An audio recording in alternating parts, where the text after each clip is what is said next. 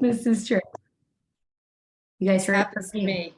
This happens to me, and there's only one solution. It's foam rolling, even though it hurts. Oh yeah. Honestly, last night I was so tired and it was upstairs and I was like, I can't. She couldn't move. No. It was up there. Get to it. Oh my God.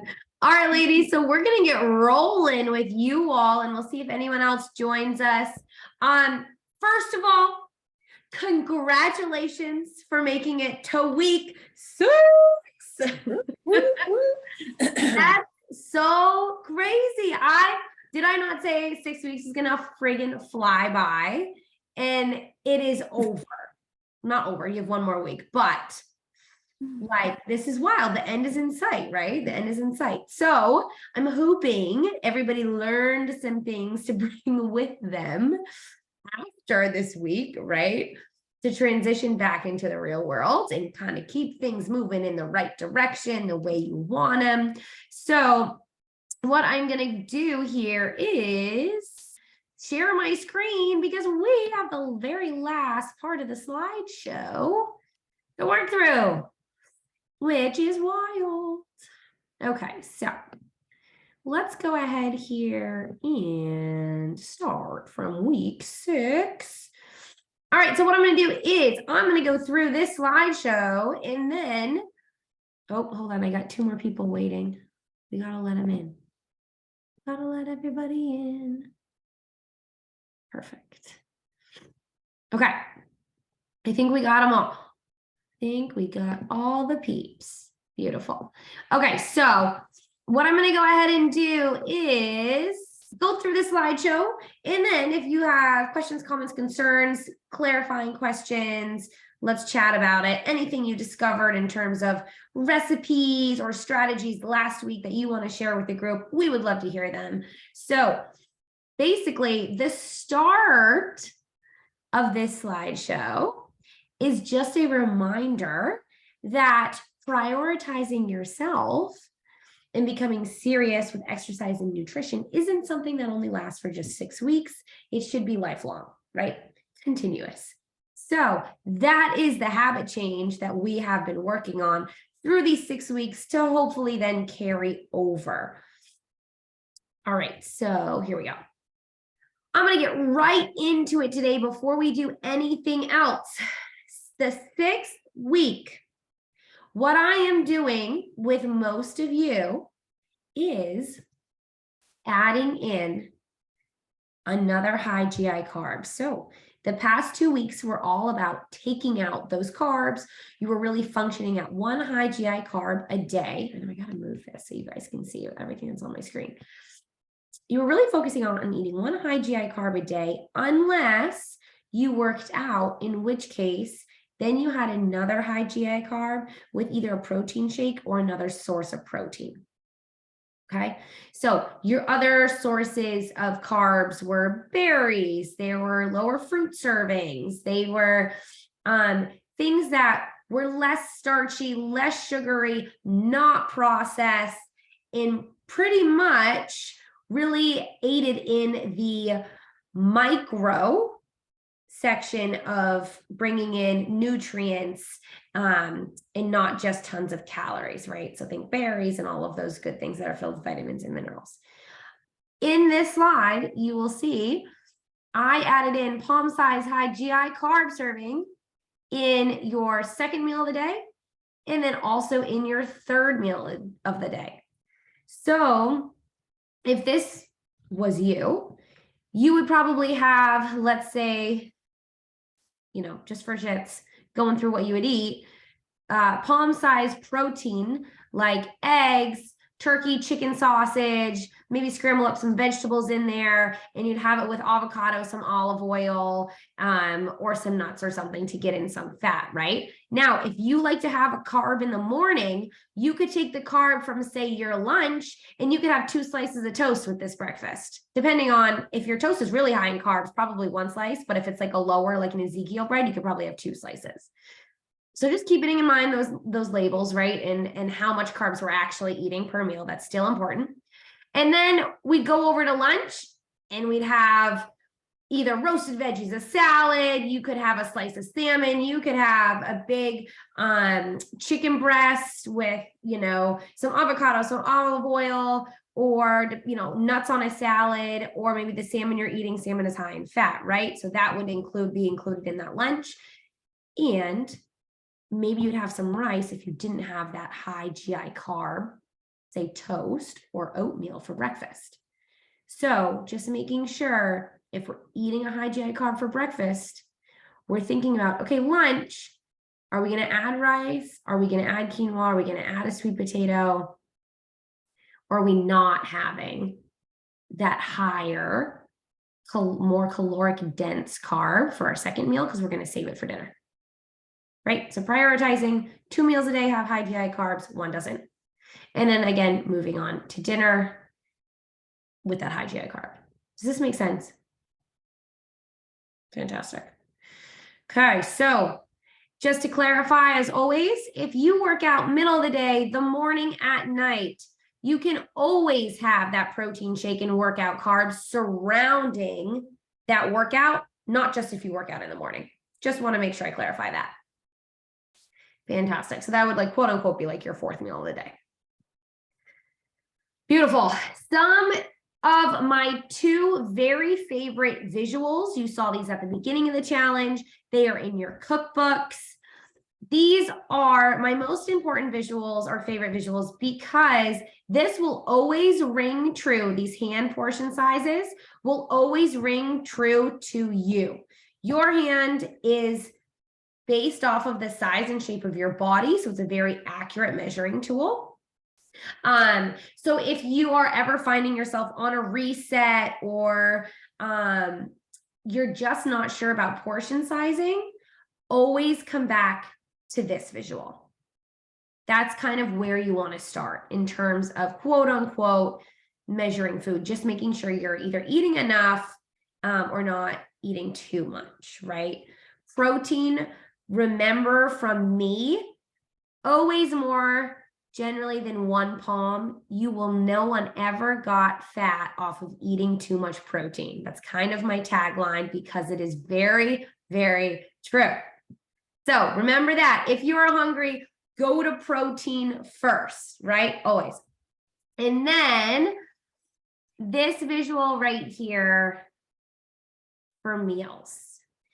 So if you are a household that eats on huge plates, one idea could be going to smaller plates because generally Americans overeat based on the size of their plates, which is kind of an interesting fact. So thinking about making sure the size of that plate is either smaller or you leave literally some white space on your plate between every single thing, unless you're someone who likes to like mix it all up. But I know people don't generally like their food touching. Always make sure, right? Like eat the food from the ground, eat the most of that food, like from the earth. So fill your plate with volume that has less caloric density. Vegetables, salad, unless it's loaded and soggy. I tried to combine that into one word, loggy, with high, you know, dressings and things like that. That's gonna be the new word of the day, loggy. And then protein, right? So big serving of protein, big serving of vegetables. Try and get full on those 2 things first. The fats and the starches or the carbs, they're there to complement and help store energy, help give you fast energy, but they're not there to be the main sources of like feeding your hunger, right? Fantastic. Okay, so those were all the slides that I had for you today because I just really wanted to make sure that we ran through the bare basics of what we're looking at going into our last week and then transitioning, having you guys transition without me as your kind of accountability person, right? So let's open up the floor here. Does anyone have questions about carbs and how the meal plan is changing this last week, or the purpose of me changing up the meal plan this week? No. I think I ran through the reason why I'm adding in more carbs, more food, did I? Yeah, ish, maybe. Yeah, because we need to be able to function in the real world where things are more complicated. Thank you. Yes. This is true. Who am I going to send a picture so- of my hand to, though? I don't. What was that? Aren't you going to miss a picture of my hand? I Like- am. I totally am, Dad. It's a good hand. Really good. Sure is. Yeah. So basically, when you're eating at a caloric deficit, generally you're low on energy. And also, what can happen to your metabolism is if you eat at a caloric deficit for too long, then you'll just plateau, right? And you'll stop seeing any progress any which way. And or if you're eating at a caloric deficit, things can, like hormones and things can get out of balance, and then you start craving. Like you start craving carbs, you start craving fats. You're like, oh, F this, I want to eat whatever the heck I want. You know what I mean? Like, I'm tired of this. And then we just go through the yo-yo all over again before we're like, crap, like I got to get straightened back out here. So basically, what I'm trying to do with you this last week is see.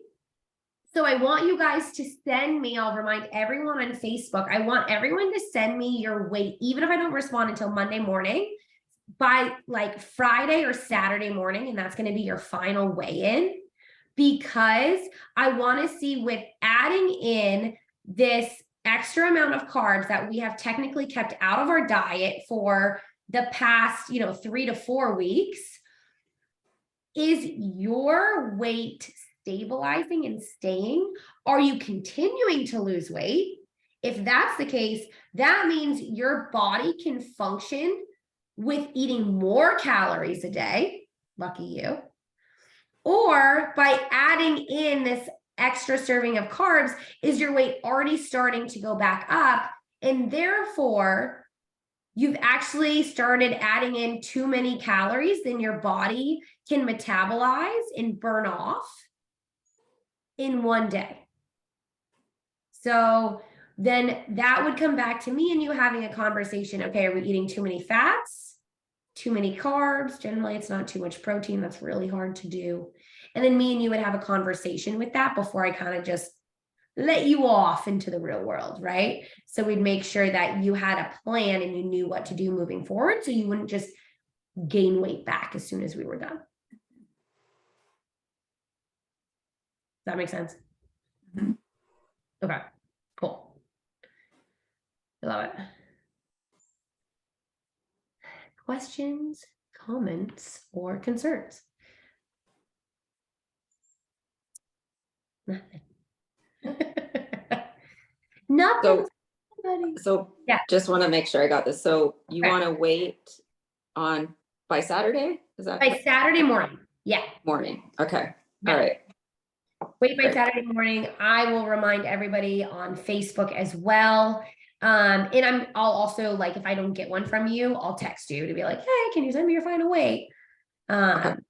Yeah, just so I know how things are I affecting. still send you all everything we eat this week. Everything. Yeah, everything you eat this Okay. week. Yep. Especially if you have questions and stuff, because basically this week's gonna look a little bit different than last week and the week before, right? So we need to make sure, I need to make sure I know exactly what you're doing as far as food and how much you're eating. Yeah. Okay. Perfect. And that's going to be really the only thing that's going to give me an informed decision in conversation with you, or over text, or, if anyone wanted to have a phone call, I'm happy to do that always. Come Monday when I see your final weigh-ins. Okay. Great. Yeah. Fantastic. Beth? Question? Did you see the gears turning in my head? Yep. Yeah. I don't think, and I'm probably not representative of the group, but I don't think much has changed in my, because I'll have my Ezekiel muffin in the morning, and I'm still struggling to eat lunch. I'm trying though. Right. And then dinner is like, rice or something, and Right. the veggies or whatever. So I feel like I've just sort of ignored what we're supposed to be doing, or that the vegetarian aspect of this is a little bit different. So what's your Yeah. thought? Yeah, I mean, my thought is based off of knowing your struggle, which is actually eating 3 meals a day, right? That was kind of the biggest struggle there for a while is I'm gonna look at, I haven't looked at your last week's yet, although you told me your weight this morning, which is fantastic. You're still on the right track. For you, I mean, since your weight's still going down, you may have the opportunity to add in more food. Not that that's what you want to hear since you're still struggling to eat lunch. However, that's not the worst problem to have. No, I think it's just the type of lunch that I eat. That's the trick. Is like I go for a sandwich. That's my lunch. Right. That's what I think of. So I have to just expand my my thinking a little bit on that. And Yeah. think about salads and think about other things besides bread and Right. mayonnaise. Yeah. Or if that's your go-to and you want to keep it your go-to, then you keep that carb, that high GI carb in for your lunch and you work around with your other meals. How do you feel about mayonnaise, generally speaking? I'm only asking because I was like, oh, I want an egg salad sandwich. And I thought, I can't. There's like, so much dang mayonnaise. I mean, if you look at the actual label of mayonnaise, if you just put a little on your sandwich, there's hardly any fat in it.